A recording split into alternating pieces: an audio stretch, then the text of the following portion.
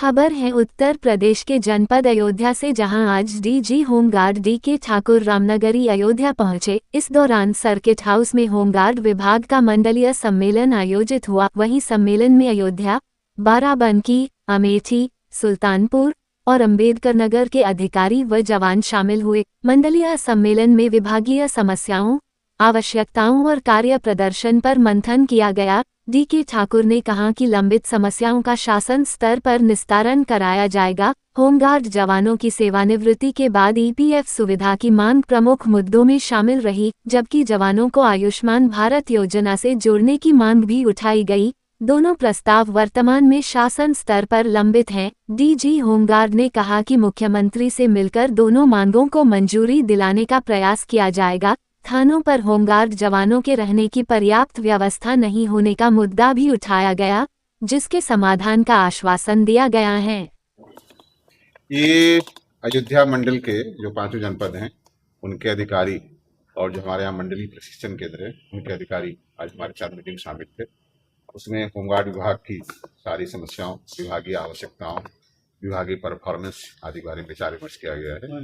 साथ ही साथ हम लोगों ने जो हमारे होमगार्ड विभाग के जो कर्मचारी, वैतनिक कर्मचारी, अवैतनिक कर्मचारी जो अधिकारी स्तर पर हैं, ब्लॉक ऑर्गेनाइजर्स हैं, पीसीपी है, इंस्पेक्टर्स हैं, उनका अलग से सम्मेलन किया, उनकी बातें सुनी। सारी समस्याओं को देखते हुए, उनकी सारी समस्याओं पर ध्यान रखते हुए मुख्यालय स्तर से, शासन स्तर से अग्रिम कार्रवाई कराई जाएगी। समस्याएं जहाँ तक जो हमारे अधिकारी थे जिनके हमने सम्मेलन किया, उन्होंने 2 बातें मांग रखी थी। एक था कि उनको रिटायरमेंट के बाद ईपीएफ टाइप सुझाव दिया जाए, ईपीएफ टाइप की व्यवस्था हो, उसका प्रस्ताव शासन स्तर पर लंबित है। और उनकी दूसरी बात थी कि उनके आयुष्मान योजना में उनको शामिल किया जाए, उनका प्रस्ताव भी शासन स्तर पर लंबित है।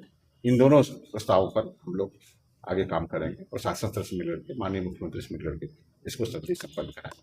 सर, बड़ी समस्या देने तो कैजुअलिटी भी होगी। आपने सही बात कही, ये बात भी आज हमारे जवानों ने बताई थी।